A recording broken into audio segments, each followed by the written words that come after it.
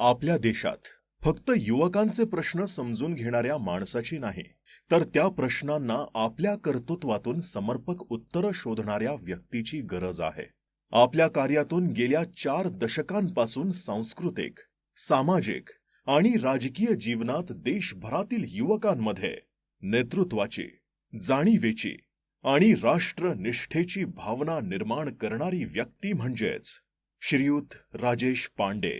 बहिणाबाईंच्या खानदेशात जन्मलेले, स्वामी विवेकानंदांच्या विचारांनी प्रभावित झालेल्या राजेश पांडे उर्फ युवकांच्या लाडक्या दादांमध्ये लहानपणापासूनच नेतृत्व गुण आणि समाजप्रेम होतं. युवकांमध्ये देशाचे भविष्य बदलण्याची ताकद असते, हा स्वामी विवेकानंदांचा विचार कायम स्मरणात ठेवून महाविद्यालयीन जीवनाला त्यांनी सुरुवात केली. दरम्यानच्या काळातच त्यांचा संबंध अखिल भारतीय विद्यार्थी परिषदेशी आला आणि तिथेच त्यांच्या सार्वजनिक आयुष्याला सुरुवात झाली. सन 1981 पासून पुढच्या दशकभरातच फक्त खानदेशच नव्हे तर संपूर्ण महाराष्ट्रभरातील लाखो तरुणांना विद्यार्थी परिषदेच्या माध्यमातून एकत्र करून त्यांनी महाराष्ट्रातल्या युवक चळवळीला नवा आयाम दिला. आज राजकारणात दिसणारी मंडळी कधी काळी राजेश पांडे दादांचे विद्यार्थी चळवळीतील सहकारी आहेत. 1994 ते 1997च्या दरम्यान अखिल भारतीय विद्यार्थी परिषदेचे महाराष्ट्र राज्य संघटन सचिव म्हणून काम करत असताना हजारो महाविद्यालयातील लाखो तरुणांपर्यंत दादांनी आपले विचार पोहोचविले. त्यांच्या नेतृत्वात मुंबईत झालेले विद्यार्थी आंदोलन हे महाराष्ट्राच्या विद्यार्थी चळवळीच्या इतिहासातील महत्त्वाचे पान मानले जाते.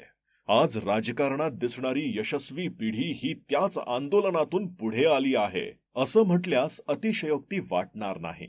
आपलं शिक्षण पूर्ण झाल्यानंतर दादांनी शैक्षणिक क्षेत्रातही सहभाग घेतला. उत्तर महाराष्ट्र विद्यापीठ आणि महाराष्ट्र आरोग्य विज्ञान विद्यापीठातील अधिसभा आणि व्यवस्थापन परिषद सदस्य म्हणून काम करत असताना विद्यार्थी हितांची शैक्षणिक धोरणं ठरवली.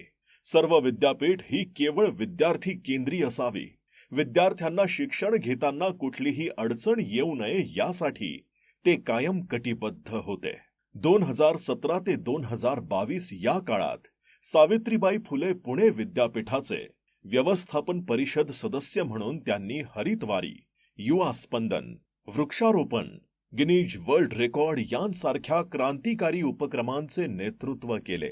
जर्मनी, इस्रायल, ऑस्ट्रेलिया यांसारख्या देशातील शिक्षण संस्थांचे आपल्या शैक्षणिक संस्थांना सहकार्य लाभावे यासाठी त्यांनी काम केले.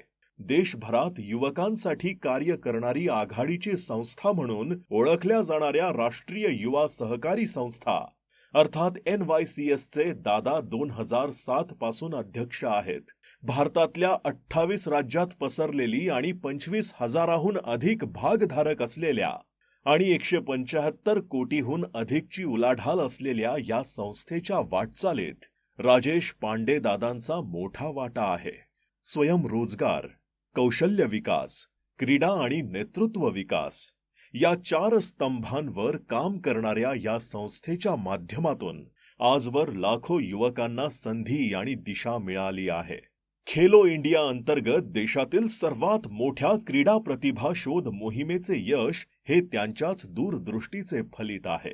केवळ शैक्षणिक क्षेत्रातच नव्हे तर सामाजिक आणि सांस्कृतिक कार्यात देखील दादा नेहमीच अग्रेसर राहिले आहेत. अल्पावधीत फक्त पुणेच नव्हे तर देशभरात चर्चेत आलेल्या पुणे बुक फेस्टिवलचे ते मुख्य संयोजक आहेत. 2023 आणि 2024 या दोन्ही वर्षांच्या पुणे बुक फेस्टिवलमध्ये 4.5 लाखाहून अधिक लोकांचा सहभाग आणि 11 कोटीहून अधिक रुपयांची पुस्तक विकली गेली.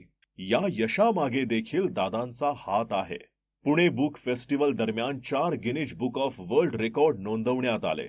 आपल्या कार्यक्रमात लोक सहभाग असेल तरच तो कार्यक्रम मोठा होतो.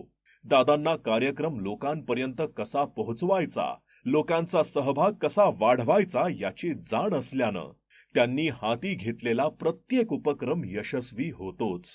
शिक्षण, संस्कृती, राजकारण यांसारख्या क्षेत्रात काम करत असताना देखील दादांनी आपली सामाजिक बांधिलकी कधी विसरली नाही. वैद्यकीय विकास मंच, वनसंपदा मंडळ, सृजन, समर्थ युवा फाउंडेशन यांसारख्या संस्थांच्या माध्यमातून त्यांनी आरोग्य, पर्यावरण, शेती, आरोग्य शिक्षण अनेक उपक्रम राबवले आहेत. आरोग्य शिबिरे, आरोग्य तपासण्या, गॅस वितरण सुधारणा आणि CSR योजना यांचा हजारो गरजूंना आजवर फायदा झालाय. राजेश दादा पांडे यांनी आजवर केलेल्या शैक्षणिक, सामाजिक आणि सांस्कृतिक कार्याची दखल घेत त्यांना सूर्यदत्ता नॅशनल अवॉर्ड, राष्ट्र गौरव सन्मान, महाराष्ट्र राज्य मराठी पत्रकार संघाचा विशेष सन्मान देखील प्राप्त झालाय. जनसेवेचा वसा हाती घेतलेल्या राजेश दादा पांडे यांना पुढील प्रवासासाठी मनःपूर्वक सदिच्छा. धन्यवाद.